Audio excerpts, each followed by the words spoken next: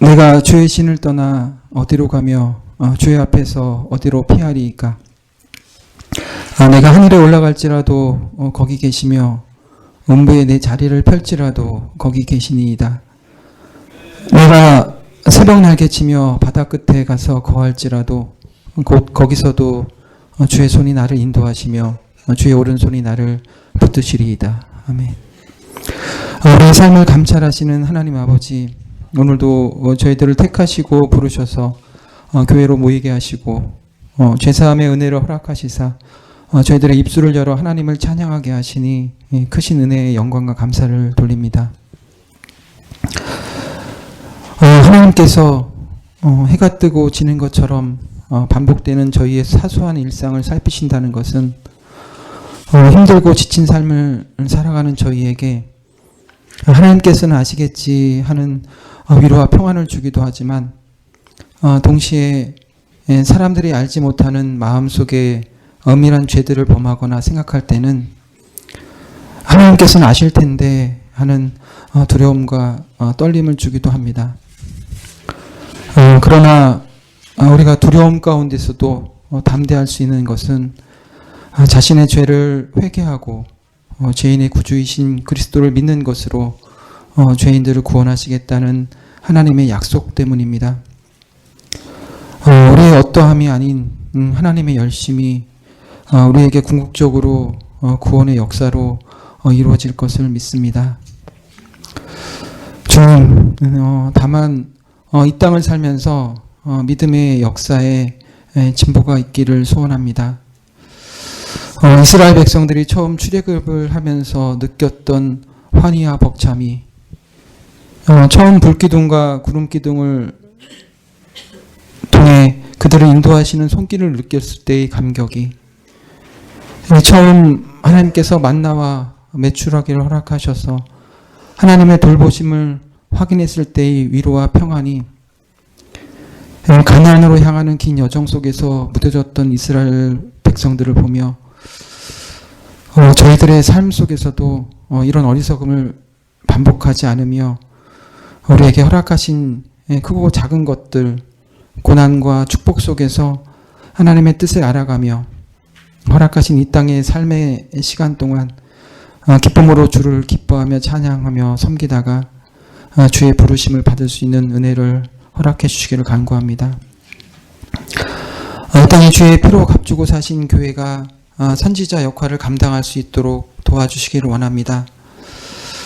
돌이켜보면 이 세상과 교회가 그 어떤 날, 어떤 때 평안한 날이 있었겠습니까마는 요즘처럼 분열되고 혼란한 시기도 드문 것 같습니다.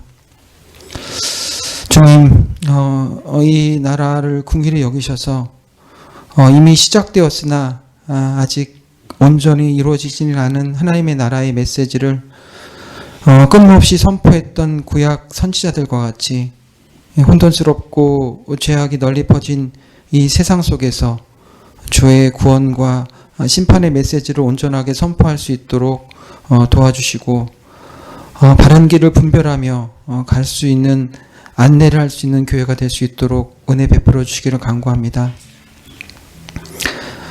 주께서 저희 교회를 축복하셔서 많은 자녀들을 허락하신 것을 감사드립니다. 이 어린아이들이 어릴 때부터 하나님을 기억하며 주의 바른 교훈 속에서 자라고 성장할 수 있는 은혜를 허락해 주시기 원합니다. 특별히 오늘 입교문답을 한 자녀들에게 믿음의 깊이를 더하시는 은혜를 허락하셔서 부모의 하나님을 이제는 자신의 하나님으로 고백하며 어떤 세상 환경 속에서도 하나님을 놓지 않고 살아갈 수 있는 은혜를 허락해 주시기를 간구합니다. 그리하여 동일한 믿음의 공동체 속에서 자라며 서로가 서로의 믿음이 자라날 수 있도록 돕는 믿음의 동역자로 세워져 이 교회가 힘있고 미래가 있는 교회로 세워가시기를 간구합니다. 주님, 이 시간 성령 하나님께서 임재하셔서 말씀을 전하시는 목사님과 함께 하시고 주의 말씀을 풀어 박히실 때 듣는 자와 전하는 자 모두에게 하나님의 동일한 은혜가 함께 할 수 있도록 도와주시길 원합니다. 주님께 예배의 시작과 끝을 의탁하오며 우리 주 예수 그리스도의 이름으로 기도드립니다. 아멘.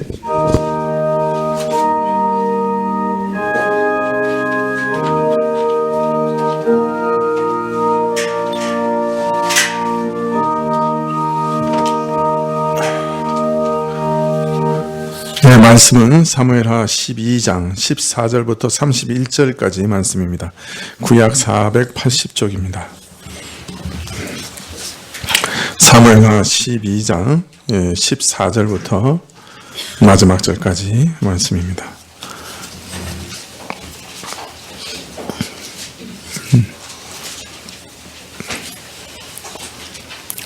네, 사무엘하 12장 14절부터 마지막 절까지 좀 긴데요.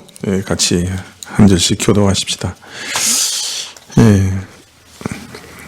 12장 14절부터 마지막 절까지. 이 일로 인하여 여호와의 원수로 크게 회방할 거리를 얻게 하였으니 당신의 낳은 아이가 정령 죽으리이다 하고 나단이 자기 집으로 돌아가니라.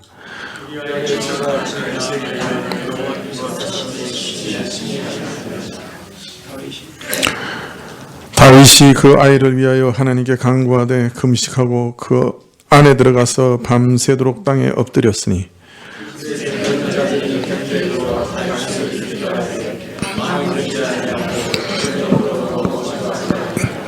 이래 만에 그 아이가 죽으니라. 그러나 다윗의 신복들이 아이의 죽은 것을 왕에게 고하기를 두려워하니 이는 저희가 말하기를 아이가 살았을 때 우리가 말하여도 왕이 그 말을 듣지 아니하셨나니 어떻게 그 아이의 죽은 것을 고할 수 있으랴. 왕이 회상하시리로다 함이라.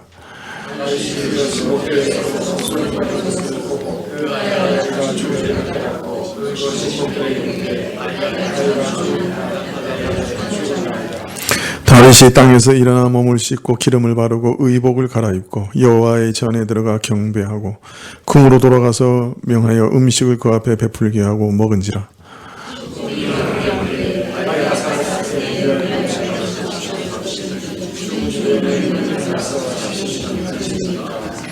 가로되 아이가 살았을 때에는 내가 금식하고 온 것은 혹시 여호와께서 나를 불쌍히 여기사 아이를 살려주실는지 누가 알까 함이었오니와.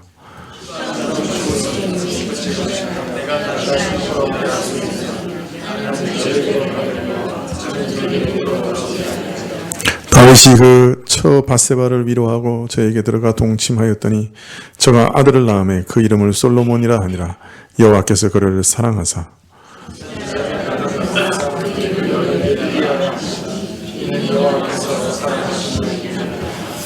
요압이 암몬 자손의 왕성 라빠를 쳐서 취하게 되매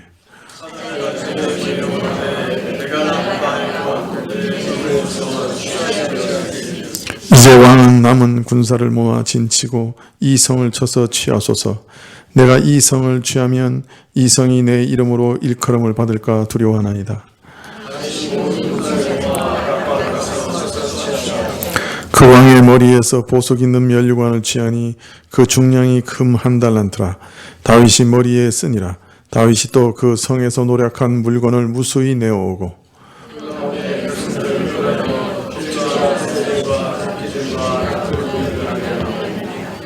암몬 자손의 모든 성을 이같이 하고 다윗과 모든 백성이 예루살렘으로 돌아오니라.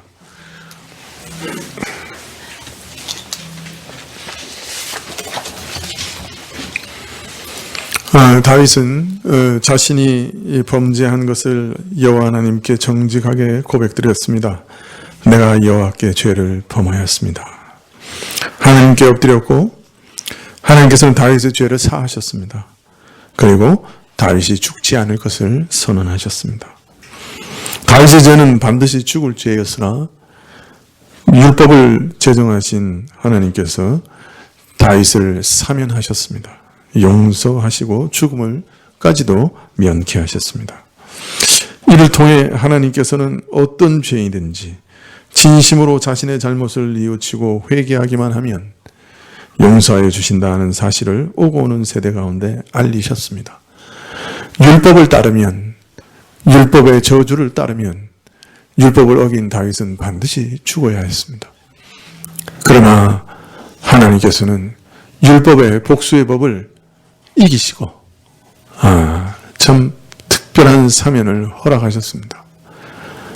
이것은 근데 사실 우리 신자들에겐 모두 다에게 해당되는 것입니다. 우리는 율법을 따르면 반드시 죽어야만 하는 자들이죠. 하나님께서 우리에게 사면을 허락하셨습니다. 죽을 자들을 살려주셨던 것이죠.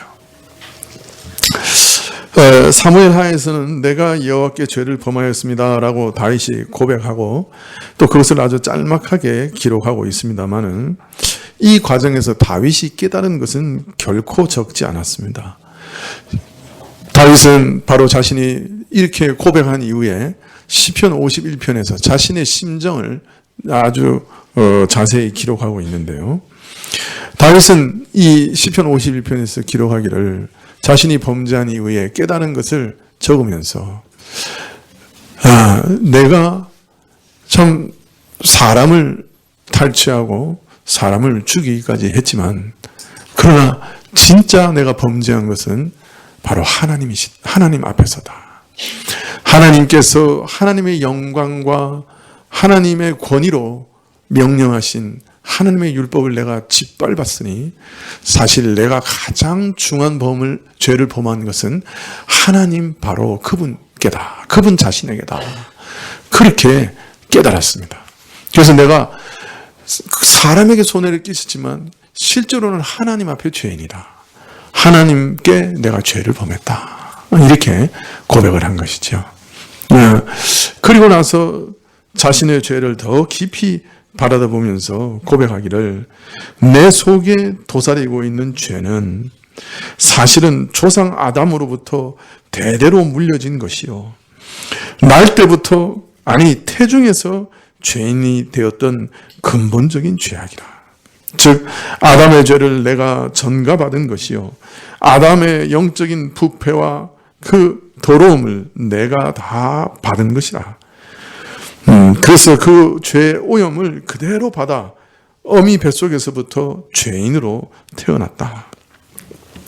그러므로 이 죄라고 하는 것은 사람이 스스로 극복할 수 없는 깊은 한계요 저주라고 하는 것을 발견했다.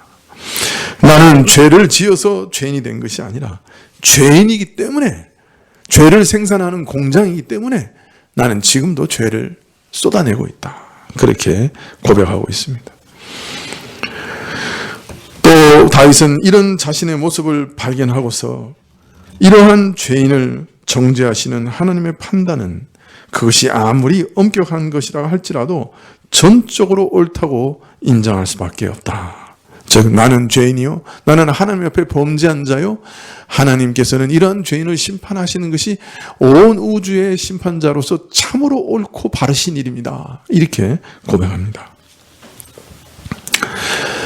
자, 이제 이러한 죄인이 하나님께서 하나님 앞에 돌이켜 회개하려고 하는데 회개할 때 정말 필요한 것이 무엇인가? 그것은 마음의 정직함이라. 왜 마음의 정직함이 필요하냐? 그것은 우리가 그 중심에 아무리 내가 죄인이라고 하는 것을 발견하려고 해도 사실 겹겹이 싸고 마치 양파 껍질처럼 벗겨내도 내 안에 거짓과 위선이 그대로 숨어 있기 때문에 중심에 하나님께서는 진실함을 원하시지만 그러나 나는 내 가장 마음 깊은 곳까지 죄로 물들어 있고 거기 거짓과 위선으로 가득하기 때문에 나는 내 스스로 내가 죄인이라고 하는 것도 모르는 죄인이요. 내가 죄인이라고 하는 것도 깨닫지 못하는 무지한 죄인이라. 중심에 참으로 올바른 고백을, 참된 고백을 원하시는 하나님 앞에 진정한 회개가 불가능하다. 그래서 하나님께 구하는 것이 뭐냐? 지혜라. 내 자신을 바라볼 수 있는 지혜를 주십시오. 하나님, 내가 내 있는 그대로 볼 수 있는 지혜를 주십시오. 내가 이렇게 위선과 악함으로 껍질로 덮여 있는데 그것을 다 걷어내고 진실한 마음으로 하나님 앞에 내가 누군지를 고백할 수 있는 참 지혜를 주십시오. 이렇게 기도합니다. 그래서 하나님께 회개한다고 할지라도 하나님, 정말 내게 필요한 것은 하나님께서 내 죄를 완전히 제거해 주시는 겁니다. 다른 말로 말하면 동이 서에서 먼 것처럼 내 죄책을 옮겨주시고 하나님의 기억 속에서 내 죄 지은 것을 다 기억하지 않으시고 그 기억에서까지 재버리시는 겁니다. 하나님 바로 그런 은택을 그런 용서를, 완전한 용서를 내게 주십시오. 이렇게 고백합니다.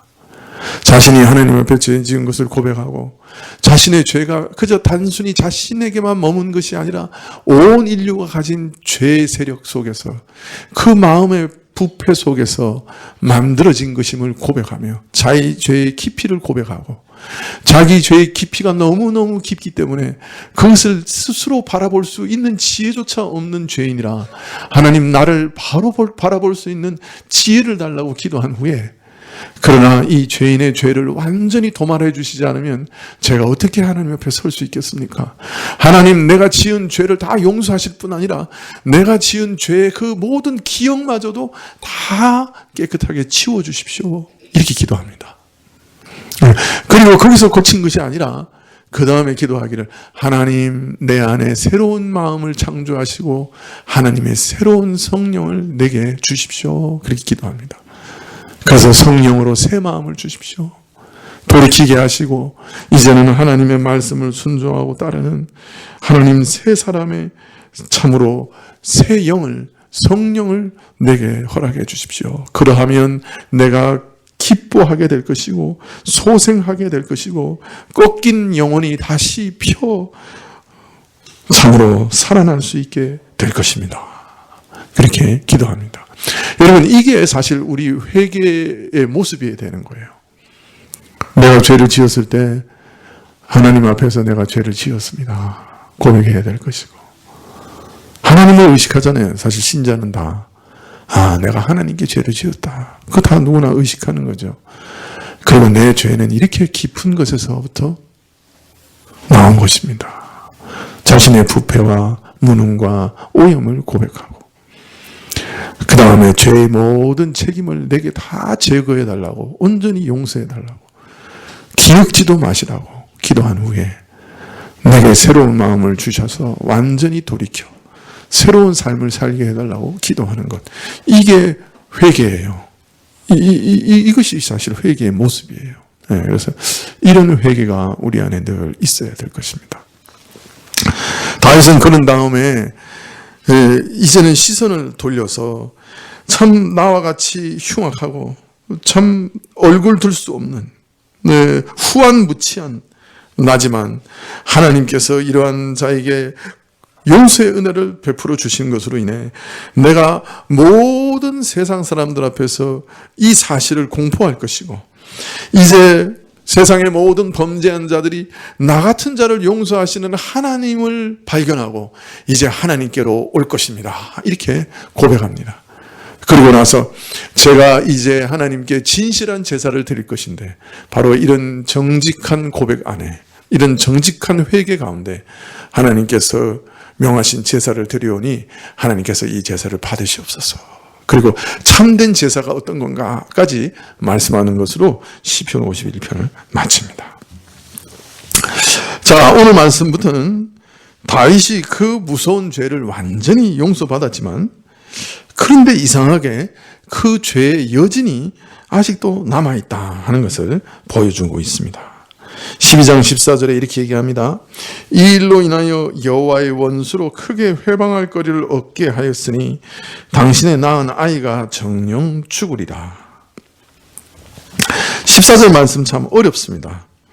분명 바로 앞에서 다윗은 자신의 죄를 회개하고 하나님은 그러한 고백을 들으시고 죄를 다 용서해 주셨어요. 그런데 바로 이어서 다윗이 그의 범죄로 인하여 하나님의 대적들로 회방할 거리를 얻게 하였으므로 태어난 아이가 죽으리라 이렇게 말씀하십니다. 이 말씀의 의미를 파악하는 것이 참 어려운 것이에요. 회개하는 다윗에게 하나님께서는 나단 선지자를 통하여 이미 용서하셨음을 분명히 선언하셨습니다. 그의 죄는 말끔히 씻어지고 완전히 제거되고 참으로 용서받은 거예요.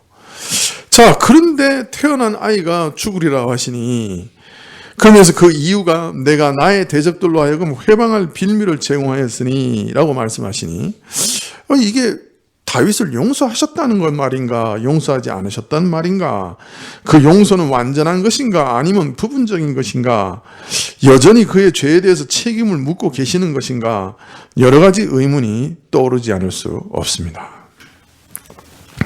하나님께서는 죄를 용서하시면서도 항상 다른 한쪽에서는 여전히 책망할 무엇을 남겨놓으신다는 말인가. 이번에 죄를 용서하셔서 다윗 자신으로 죽음을 당하지는 않게 하겠지만은 다른 모양으로는 그 책임을 부분적으로라도 물으시겠다는 뜻인가. 우리가 어려움을 겪게 됩니다. 그러나 우리가 문맥을 따라 분명히 읽게 되면 하나님께서 죄를 사하신 것은 분명합니다. 그리고 죄에 대한 책임 추궁도 더 이상 하지 않으신 것도 분명합니다. 하나님께서 베푸시는 죄사함의 은혜는 항상 완전하고 철저한 것이라서 그 죄책을 동이 서에서 먼 것처럼 우리부터 멀어지게 하셔서 어떤 죄의 책임도 추궁도 처벌도 하지 않으신다고 하는 것을 분명히 하셨기 때문입니다. 내가 너희 죄를 다시는 기억지 아니하시리라. 완전히 용서하시고 그 기억에서부터도 제해버리시겠다 그러셨으니 죄의 추궁에 대한 여지를 전혀 남겨두지 않으시는 것이 분명합니다. 기억도 안 하시는데 무슨 죄를 여전히 처벌하고 또 추궁하실 여지를 남겨놓으시겠습니까? 따라서 하나님께서 다윗의 죄를 용서하신 다음에 아이가 죽을 것을 말씀하신 것은 죄에 대한 책임 추궁과는 전혀 다른 성격의 것이다 하는 것을 우리는 짐작할 수가 있습니다. 자, 그러면 이것이 죄에 대한 책임 추궁도 아니요 형벌도 아니라고 하면 도대체 왜 아이가 죽겠다고 말씀하시는가? 그것이 우리가 어려운 것이죠. 우선 아이가 죽게 될 이유에 대해서 말씀하시기를 여호와의 원수로 크게 회방할 거리를 얻게 하였기 때문이다 이렇게 얘기합니다. 자, 그런데 14절에 이 말씀이 상당히 어렵습니다. 여기서 여호와의 원수는 누구인가? 누구입니까?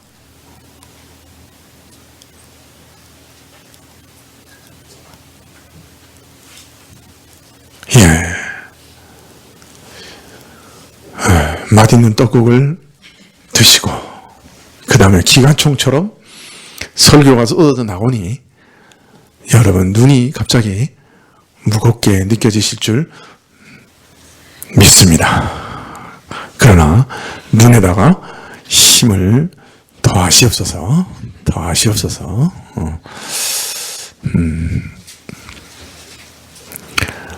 여기 다윗의 여호와의 원수라고 하는 것이 일반 대중 중에 불신자들을 뜻하는 것인지 아니면 악한 영들과 마귀를 뜻하는 것인지 참 어렵습니다.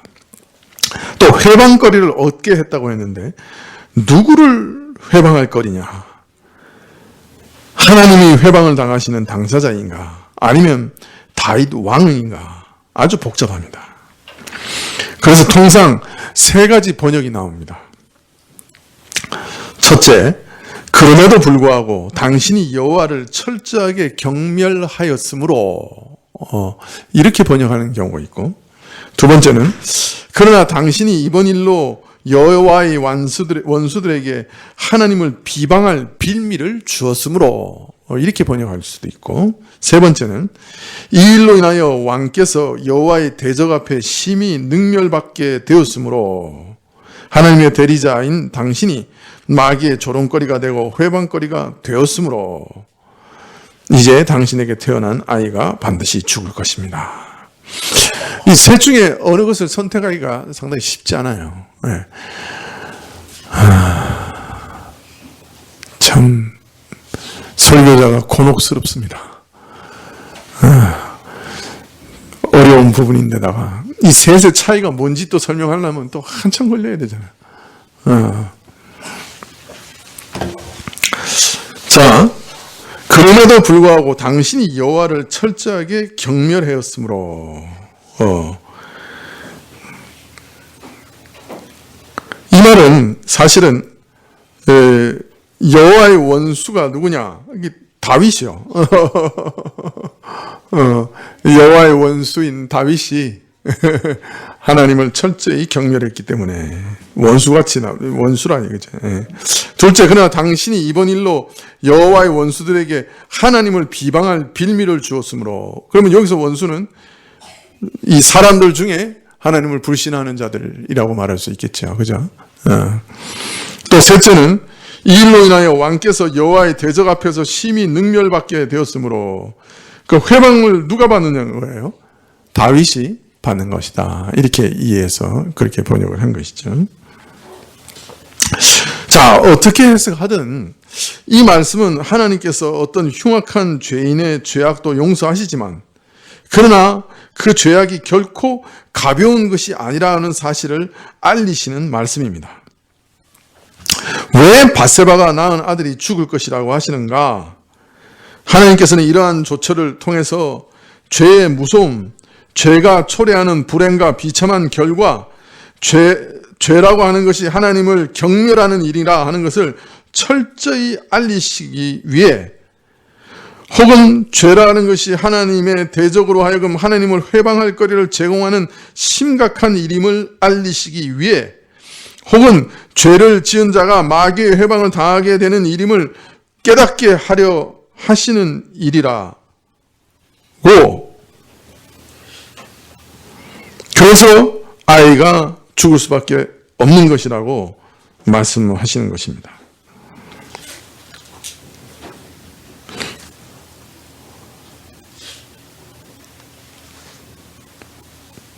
여러 가지 번역, 여러 가지로 이해할 수 있지만 그러나 분명한 것은 죄라고 하는 것은 매우 심각한 것이다 하는 것은 아주 분명하게 가르쳐주고 계시는 것이죠.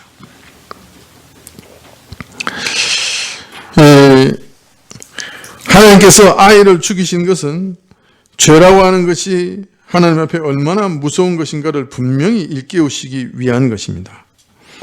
죄라는 것은 그저 그때마다 가벼운 마음으로 범죄하고 나서는 그저 가벼운 마음으로 심상하게 잘못했습니다 회개하고 지나칠 일이 아닌 것이에요. 신자의 죄는 다윗의 경우처럼 살인, 간음같이 흉악한 죄가 아니라 할지라도 사실은 모든 죄가 하나님을 경멸하는 것이요, 하나님의 대적으로 하여금 하나님을 경멸하게 하는 것이요, 신자 자신도 마귀로부터 회방을 받는 참으로 심각한 것이다 하는 것을 가르치시는 겁니다.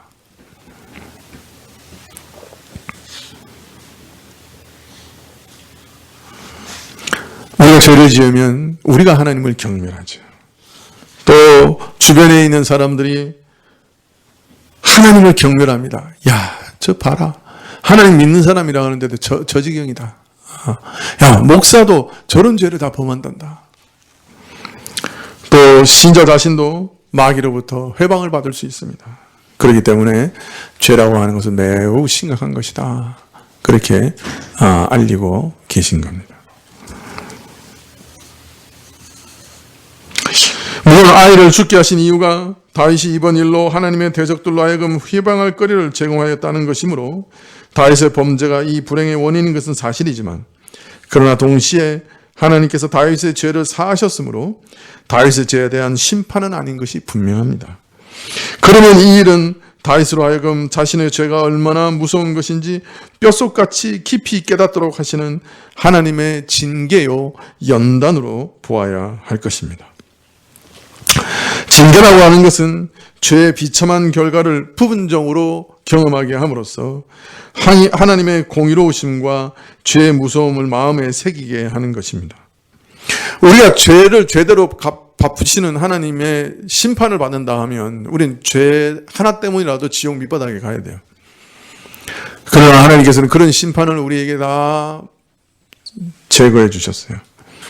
그러나 하나님께서는 죄의 결과를 부분적으로 조금이라도 경험하게 하심으로 죄가 얼마나 무서운 것을 이 땅에서 조금이라도 또 깊이 경험하게 하시는 겁니다. 그래서 그것을 징계라고 하지요.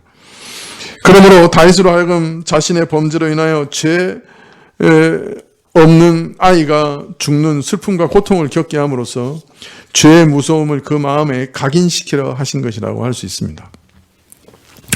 그의 범죄가 하나님으로 하여금 회방할 빌미를 제공한 사실을, 하나님을 욕되게 한 사실을 그 뇌리에 새기게 하신 것이라고 할 수 있는 것이죠. 사실 하나님께서 이렇게 징계하시는 것은 참 깊은 사랑에서 나오는 것이죠. 여러분, 우리 자녀가 죄를 범하면 어떻게 합니까? 사고 치면 어떻게 합니까? 호적에서 파가지고 쫓아냅니까? 그래요? 내가 수없이 호적에서 판다는 얘기는 들었지만 호적에서 판 부모를 본 적은 없습니다. 혹시 여러분 보신 분들이 있습니까? 오늘 아침부터 계속 손들라 그러는데 혹시 호적에서 내침을 당한 분이 혹시 계십니까? 우리 가운데? 하나님께서 절대로 호적 파지 않으십니다. 자녀의 신분을 빼앗지 않습니다. 그러나 아이가 사고 치면 어떻게 합니까? 몽둥이가 좋아. 그래서 때리죠. 그러나 맞아서 아파서 우는 아이보다 때리는 엄마 아빠의 마음이 더 아프죠. 그렇지 않습니까?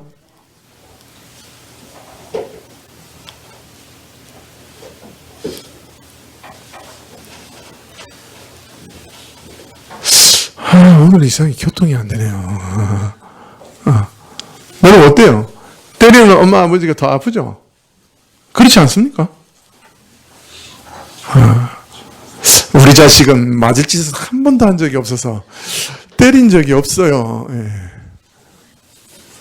그런 분 한번 손 들어보세요.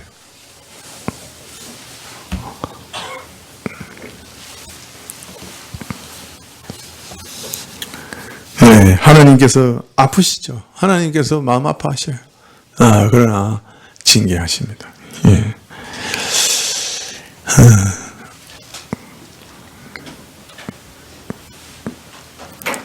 우리는 종종 죄로 미친 듯이 달려가죠. 예. 바울 사도가 로마서 7장 20절에 그렇게 묘사하고 있습니다. 만일 내가 원치 아니하는 그것을 하면 이를 행하는 자가 내가 아니요 내 속에 거하는 죄니라. 그러므로 내가 한 법을 깨달았노니 곧 선을 행하기 원하는 나에게 악이 함께 있는 것이로다. 내 속사람으로는 하나님의 법을 즐거워하되 내 지체 속에서 한 다른 법이 내 마음의 법과 싸워 내 지체 속에 있는 죄의 법 아래로 나를 사로잡아 오는 것을 보는도다. 오라 나는 공고한 사람이로다. 이 사망의 몸에서 누가 나를 건져내리라. 우리는 종종 죄로 치닫기 때문에 하나님께서 우리를 제어하시는 방편으로 말씀을 보내시고 또 다른 방편으로 징계를 하십니다. 책망하시고 꾸짖으시고 채찍질하십니다. 두렵게 하십니다. 아프게 하십니다. 괴롭게 하십니다. 여러 가지 방편을 사용하십니다. 주변의 모든 사람들과 환경을 사용하시고 몸을 치셔서 병들게 하시기도 하고 마음을 치시기도 합니다. 그래서 저가 영원히 멸망하지 않도록 저를 단속하십니다. 그러므로 징계는 궁극적으로 우리 신자의 영혼에 유익이 되는 것입니다. 징계라고 하는 것이 겉으로 보면 죄를 책임으로 처벌하는 것과 동일한 것 같고 또 징계를 당한 것이 슬프고 괴롭고 고통스러운 것이 사실이지만 사실 징계의 참된 의도는 그 사람을 유익하게 하고자 하는 선한 것이므로 죄에 대한 책임 추궁, 처벌이나 심판의 의미와는 전혀 다른 것입니다. 여러분, 징계는 하나님의 깊은 사랑의 표시입니다. 자, 그렇기 때문에 우리가 혹 환경 가운데 어려움을 당하거나 또 몸을 치셔서 병들게 하시거나 마음을 치셔서 심히 두렵게 하시거나 하여튼 여러 가지 방편들 속에서 하나님의 징계를 느낄 때 우리는 하나님의 사랑을 경험하고 하나님의 사랑을 믿고 하나님께 여쭤봐야 됩니다. 하나님, 내게 무엇을 돌이키기를 원하십니까? 하나님, 혹 이 징계를 통해 내 마음이나 내 삶을 돌이키시기를 원하시는 것이 있습니까? 이렇게 물어봐야 돼요.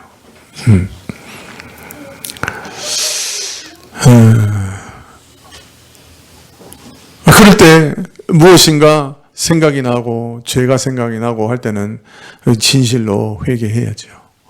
그리고 돌이켜야 합니다. 하나님께서는 히브리서에 보면 참으로 아들이기 때문에 징계하신다. 그렇게 얘기하십니다. 그렇기 때문에 꾸지람을 받을 때 낙심하지 말라 그럽니다. 주께서는 사랑하는 자를 징계하시고 아들마다 채찍질하시는 것이니 아들같이 대우하시기 때문에 징계하신다. 그러므로 징계하지 않는 아들은 없다.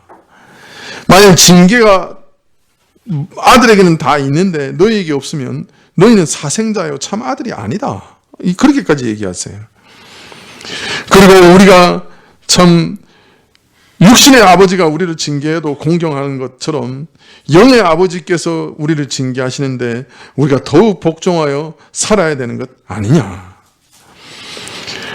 육신의 아버지들은 잠시 자신의 뜻대로 우리를 징계하지만 하나님은 우리의 영원한 유익을 위하여 거룩함에 참여하게 하시기 위하여 징계하시는 것이니 우리가 징계를 참으면 즐거워 보이지 않고 슬퍼 보인다 할지라도 그 가운데 잘 참는 자는 의의 평강한 열매를 맺게 된다.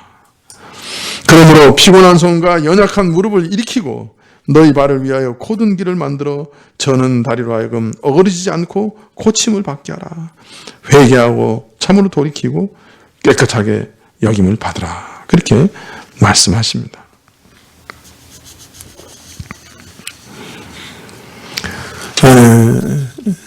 여러분, 그래서 신자는 고난이 사실 불신자보다 더 많습니다. 하나님께서 어떤 면에서는 자꾸 우리를 치셔서 우리로 하여금 좀 하나님의 아들의 거룩함에 그 형상에 참여하게 하시는 거예요. 하나님이 그래서 부지런하셔서 우리로 고난을 당하게 하시는 겁니다.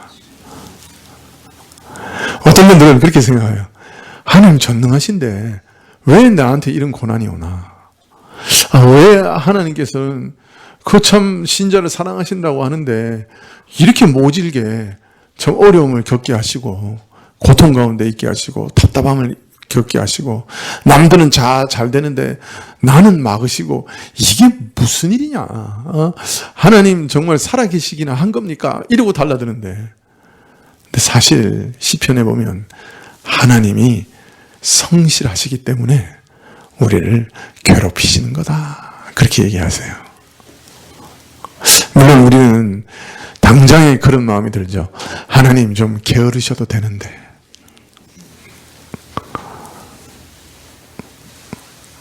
그러나 하나님 게으르신 분이 아니에요. 우리 같은 사람이 아니에요.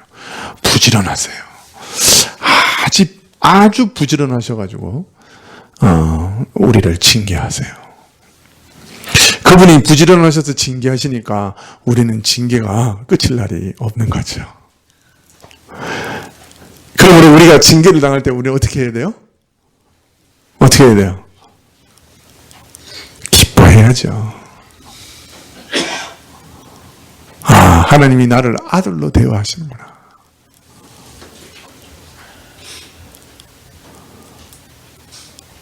여러분, 이 신약 성경이 말씀하시는 게 얼마나 이 요사이 전하는 복음들하고 다른 줄 이해가 되십니까? 요사이 전하는 복음은 뭐예요? 예수님 믿으면 다 잘 된다는 거 아니에요? 복 받는다는 거 아니에요? 그죠? 그래야 뭐래요? 하도 오래전에 들은 거라서 지금 기억이 안 나시죠? 내가 여성도 성경 공부에도 얘기했는데 사실 우리 교회는 하도 이제 이런 얘기 많이 들으니까 여기 신자는 복을 받으면 안 되는가 보다. 우리 신자는 잘 된다고 하면 안 되나 보다. 또 이렇게 오해하시는 분들도 있어요. 그렇지 않습니다. 내가 오전 예배도 말씀드렸지만 우리가 복 안 받으면 살 길이 있습니까? 하나님의 복 안 받으면. 제가 자꾸 기복신앙 욕하지만은 제 기도 제목을 한번 들어보십시오. 온통 기복신앙입니다. 복 달라고 하는 겁니다. 우리 교인들 다 잘되게 해달라고 기도합니다. 제가 사업하는 사람들은 다 성공하고요. 직장 있는 사람들은 다 승진하고요. 아픈 사람들 다 고쳐주시고요. 그게 제 기도예요. 그게 기복이죠 뭐. 그죠? 여러분은 그렇게 기도 안 해요? 네? 망하게 해달라고 기도해요? 직장 떨어지게 해달라고 기도해요?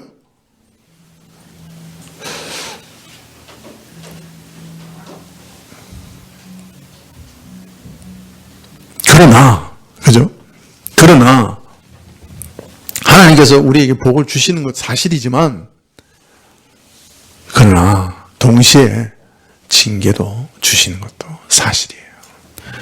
부지런하셔서 우리를 때리시는 것도 사실이에요. 둘 다 사실이에요. 믿으십니까?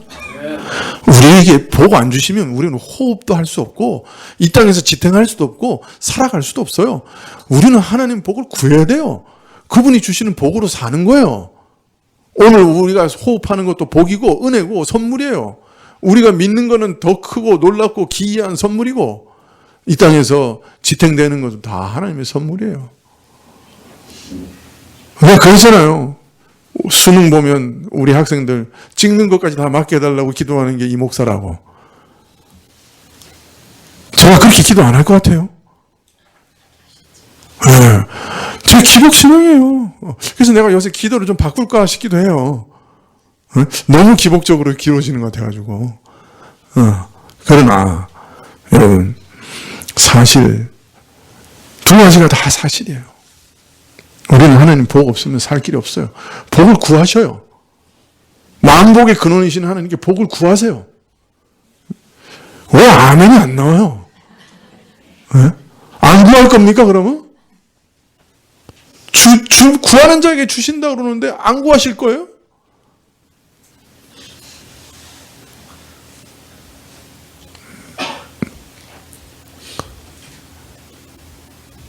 다음번부터 떡국을 너무 많이 끓이지 마세요. 다 조금씩 주세요. 예. 배고플 정도로.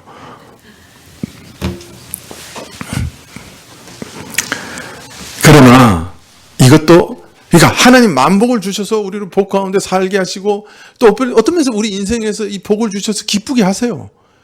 고통 많고 험악하고 참 고난 많고 어려운 인생 가운데 군데군데 하나님께서 복을 주셔서 우리를 위로하세요. 위로의 하나님이세요. 그러시죠? 여호와 일의 하나님이시고 위로의 하나님이세요. 우리가 구하는 것보다 더 넘치게 주시는 분이 우리 하나님이세요. 저는 그걸 믿어요. 그런데 동시에 하나님은 아버지시기 때문에 우리를 채찍질하시기도 하는 거예요. 채찍질하시기도 해요.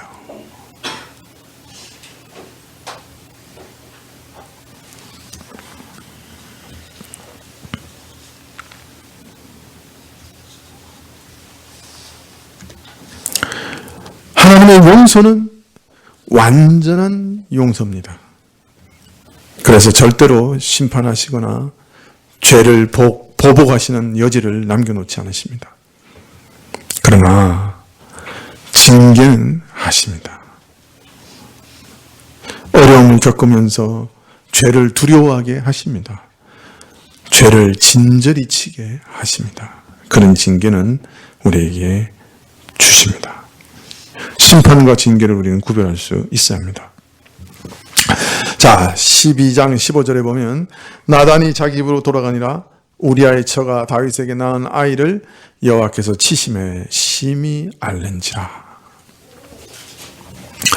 다윗은 그의 범죄로 인하여 죄 없는 아이가 죽게 된 일에서 이러한 하나님의 징계와 사랑의 의미를 깨달은 것으로 보입니다.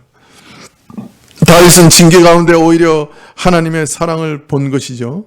그래서 우리는 다윗이 이후에 보인 이상한 행동을 이해할 수 있습니다. 한편으로는 자신의 범죄 때문에 죽게 된 아이를 위해 7일간 금식하며 밤새도록 땅바닥에 누워 아이의 생명을 간구하되 모든 시다들의 만류를 물리쳤으나 정작 아이가 죽자 그는 오히려 일어나 몸을 씻고 기름을 바르고 옷을 갈아입고 하나님께 나아가 경배한 후에 집에 가서 음식을 먹습니다.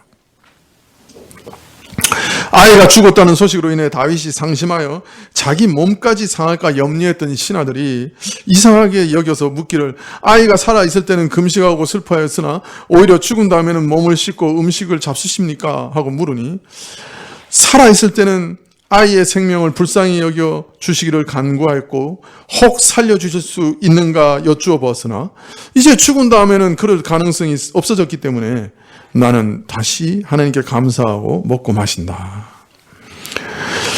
다윗은 비록 하나님께서 죽을 것이라고 나단 선지자를 통해 선언했지만 자신을 참으로 사랑하셔서 죄를 멀리하기 위해서 이런 징계를 선언하신 것을 깨닫고 또 그 자비와 긍휼을 다시금 붙들면서 혹 하나님 이 징계도 돌이켜 주실 수 있는 것 아닙니까? 하고 붙들었던 거예요.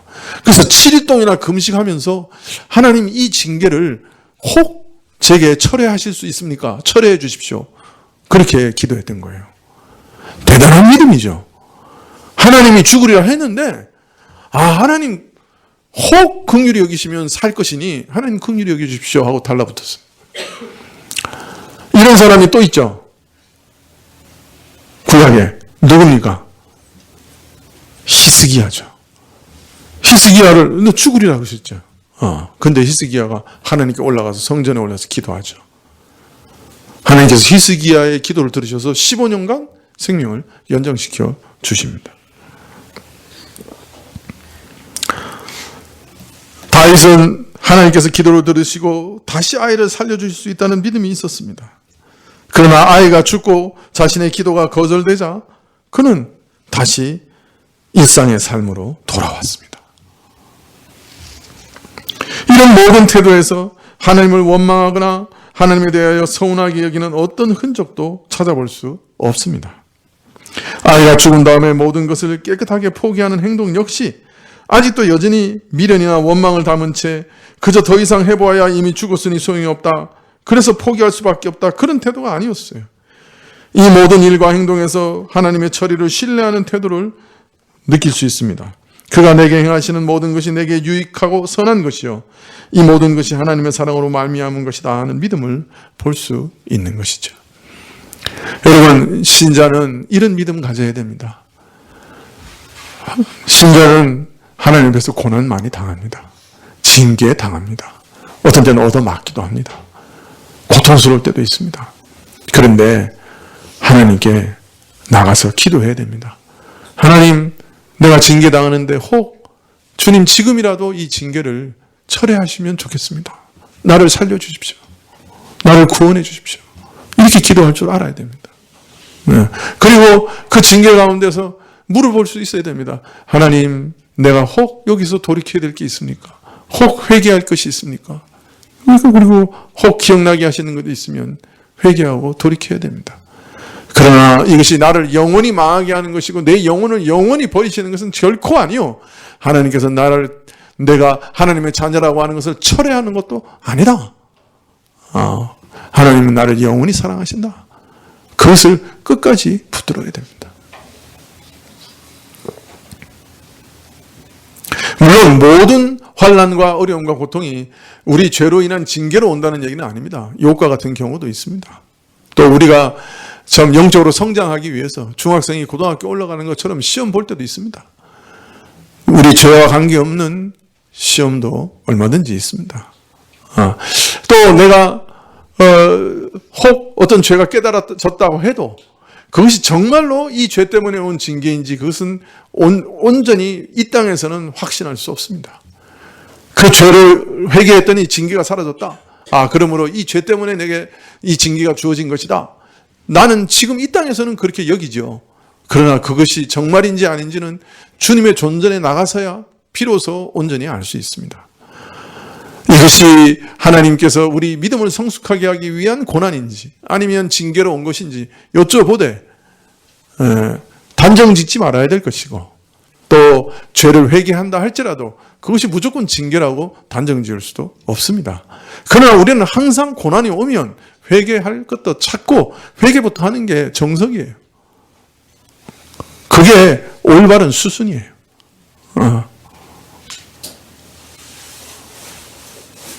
아직도 수학의 정석 합니까? 네?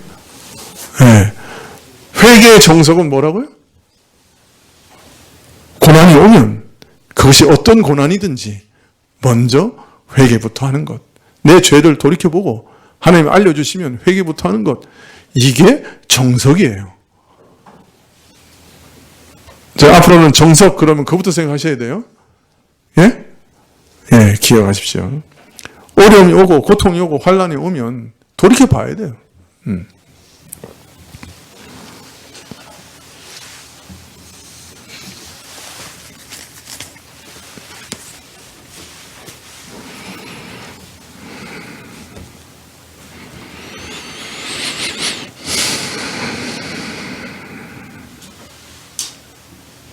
자, 그러나 다윗이 그 죽은 아이의 영원한 운명에 대해서는 걱정하지 않았던 것 같아요.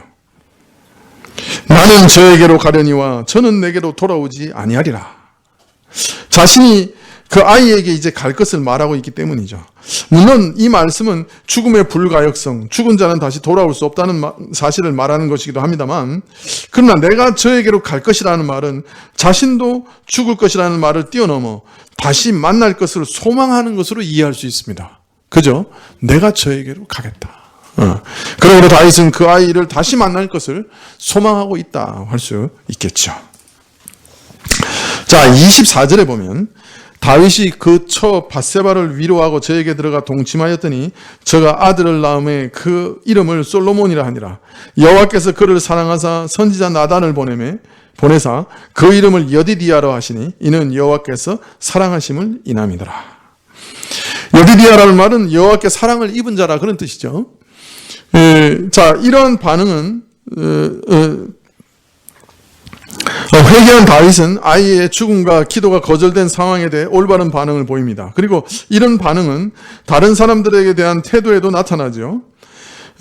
다윗은 회개하기 이전에는 마치 자신이 자기 인생의 주인인 것처럼 살았죠. 왕권을 휘둘러서 사람들을 이리저리 전 불러내고 이끌었습니다. 밧세바는 물건 취급했고 우리아는 장애물이었고 요압은 도구였습니다. 다윗은 회개를 통해 또 아이의 죽음이라는 연단을 통해 기도가 거절되는 것을 통해 잃어버렸던 이전의 좋은 것을 다시 회복합니다. 애정을 회복하고 밧세바를 위로합니다.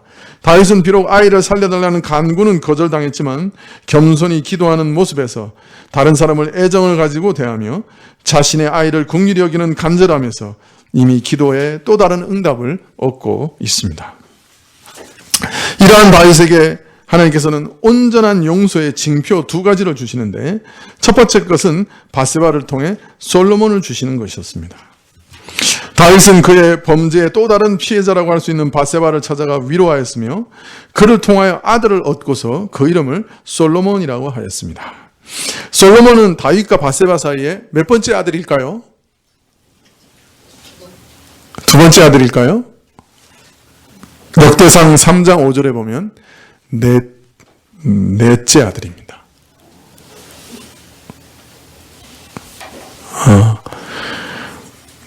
따라서 솔로몬은 간음으로 태어난 아이가 죽고 최소한 5년 정도 기간이 흐른 후에 태어난 아이입니다. 그럼에도 불구하고 저자가 바로 이 자리에서 솔로몬의 출생을 다시 언급하고 있는 것은 이 솔로몬의 출생이 이 여호와 하나님께서 다윗을 용서하신 일의 하나의 증표이기 때문에 그렇습니다. 이건 그러니까 문맥으로 보면, 저 시기로 보면 이거 한참 후의 일이란 말이에요. 근데 그 일을 바로 여기서 지금 언급하고 있는 이유가 바로 이 솔로몬이라고 하는 아이를 주심으로 하나님께서 다윗을 온전히 용서하셨다고 하는 사인을 다시금 허락하셨기 때문입니다.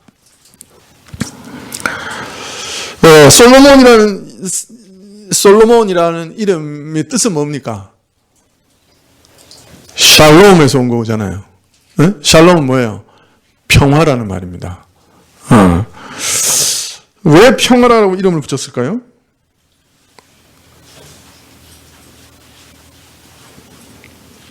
왜 평강의 사람이라고 이름을 붙였을까요? 솔로몬이 나중에 이스라엘 왕이 되고 그가 행한 일과 관련해서 이스라엘에 평강을 줄 것을 생각하여 평화의 사람이라고 이름을 붙일 수 있겠죠. 그러나 오늘 문맥을 보면 이거 한참 후의 일인데 이걸 갑자기 앞쪽에 갖다 붙였어요. 사실은 그 바로 뒤에 이어지는 랍바의 함락보다도 솔로몬 사건은 후대의 사건이란 말이에요. 그런데 솔로몬 사건을 먼저 이렇게 탁 기록하고 있는 것은 이것이 다윗의 범죄와 용서와 무슨 관계가 있기 때문에 여기 위치한 거예요.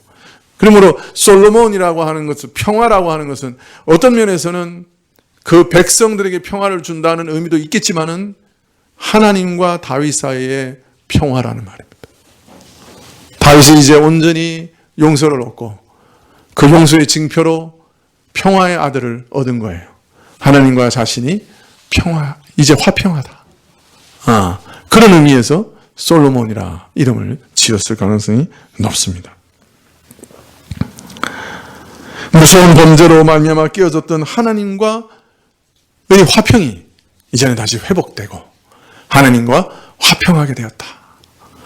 솔로몬을 얻으면서 그죠? 하나님이 나를 완전히 용서하셨구나 하는 것을 다윗은 다시금 확인하게 된 것이죠. 또 나단 선지자가 와서 솔로몬의 이름을 여디디야라고 하신 뜻은 매우 뜻이 깊습니다.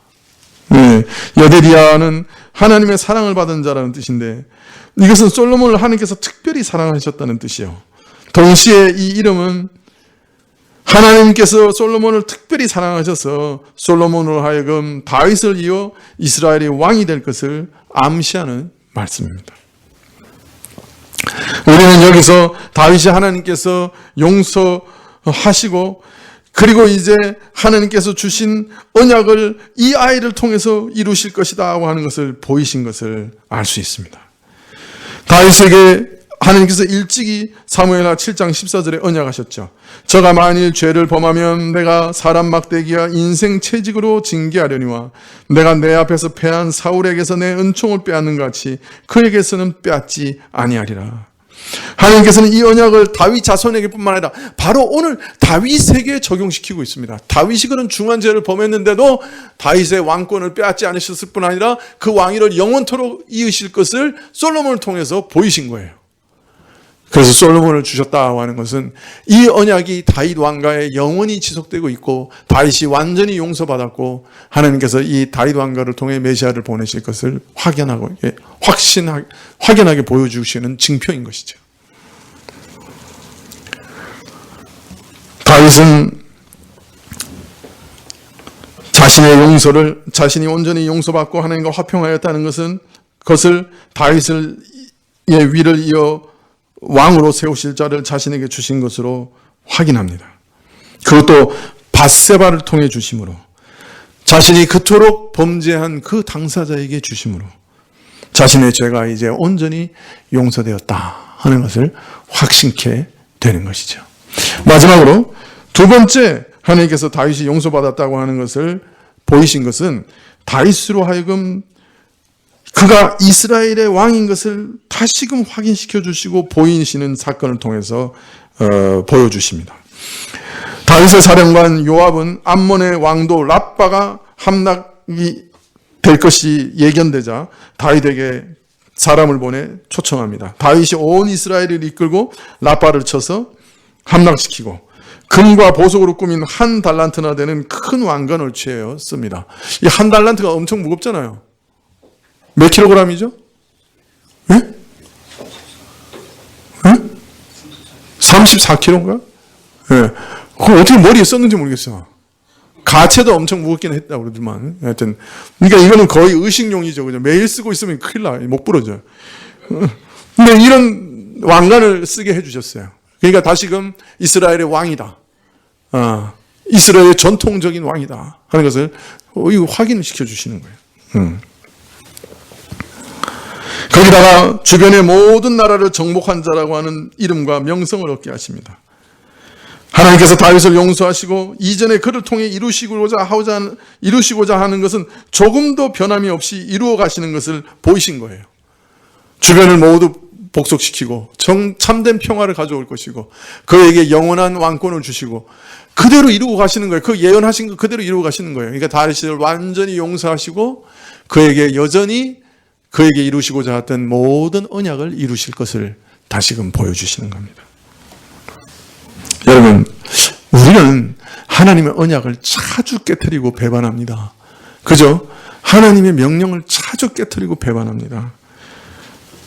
그러나 하나님께서는 우리를 징계하실지라도 우리를 구원하시겠다는 약속은, 우리를 의롭다 하신 그 약속, 언약은, 우리를 하나님의 자녀로 삼으신 그 언약은 이루어 주실 겁니다. 반드시 이루어 주실 겁니다. 믿으십니까? 우리는 징계 중에도 소망을 가질 수 있습니다. 그래서 범죄하였다고 해서 낙심되어서는 안 될 겁니다. 다윗을 용서하신 하나님이 오늘 우리도 용서하십니다. 우리에게 주신 그 언약을 우리는 매일 배신해도 하나님은 배신하지 않으십니다. 하나님은 끝까지 언약을 이행하시는 신실하신 하나님입니다. 그래서 우리는 구원을 약속받았고 우리는 그래서 우리 구원이 이루어질 것을 믿고 우리 믿음이 끝까지 지켜질 것을 믿는 것입니다. 성경은 민수기 23장 19절에 이렇게 얘기하십니다. 하나님은 인생이 아니시니 시건치 아니시고 인자가 아니시니 후회가 없으시도다. 어찌 그 말씀하신 바를 행치 않으시며 하신 말씀을 실행치 않으시랴. 뭐라고요? 하나님은 인생이 아니시니 시건치 아니하시고 인생이 아니시니 후회가 없으시다. 우리를 택하시고 우리에게 구원의 약속을 주시고 우리를 부르시고 우리에게 믿음을 주시고 우리에게 하나님의 자녀라는 신분을 주시고 의롭다 하시고 우리를 예수 그리스도의 거룩으로 채워주시고 우리를 마지막 날 부활케 하시는 그 언약은 시건치 아니하시는 하나님, 후회치 않으시는 하나님이기 때문에 영원할 것이고 우리는 우리의 구원을 확신할 수가 있는 것입니다. 매일매일 범죄하는 우리지만 기도하시겠습니다.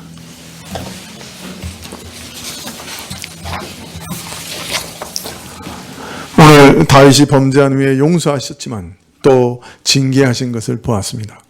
그러나 징계하셨지만 저를 끝까지 버리지 않으시고 저에게 주신 하나님의 언약을 끝까지 이루시는 것을 보았습니다. 하나님 우리에게도 이렇게 하실 줄 믿습니다. 우리가 혹 많이 범죄하고 하나님의 언약을 배반하고 하나님 참으로 악한 자들이지만 하나님께서는 신실하셔서 우리를 버리지 않으실 줄 믿습니다. 우리에게 주신 약속을 철회치 않으실 줄 믿습니다. 우리에게 주신 특권을 철회하지 않으실 줄 믿습니다. 이것이 우리의 담대함입니다. 예수님의 이름으로 기도합나이다. 아멘. 네, 주님 가르치신 기도로 예배를 마치신 후에 입교식을 위해서 계속해서 기도해 주십시오. 우리 자녀들이 하나님의 살아계심을 더욱 확신하는 가운데 예수 그리스도를 향하여 온전히 자기 영혼을 맡기는 가운데 입교식에 참여할 수 있도록 위해서 기도해 주십시오. 다음 주에 있는 성찬을 위해서 기도해 주십시오. 우리 모든 성도들이 성찬을 잘 준비하게 하시고 믿음 가운데 성찬을 영접할 수 있도록 위해서 기도해 주십시오. 또 11월 마지막 주간에 있을 장로, 권사, 안수집사 투표를 주님께서 붙들어 주시고 하나님의 사람들을 일으켜 주시고 교회에 유익되게 하시고 교회가 이로 인해 큰 힘을 얻을 수 있도록 위해서 기도해 주십시오. 세 가지 기도 제목 기도해 주시기를 부탁드립니다. 하늘에 계신 우리 아버지시여, 이름이 거룩히 여김을 받으시오며 나라의 임하옵시며 뜻이 하늘에서 이룬 것 같이 땅에서도 이루어지이다. 오늘날 우리에게 일용할 양식을 주옵시고 우리가 우리에게 죄 지은 자를 사하여 준 것 같이 우리 죄를 사하여 주옵시고 우리를 시험에 들게 하지 마옵시고 다만 악에서 구하옵소서. 대개 나라와 권세와 영광이 아버지께 영원히 있사옵나이다. 아멘.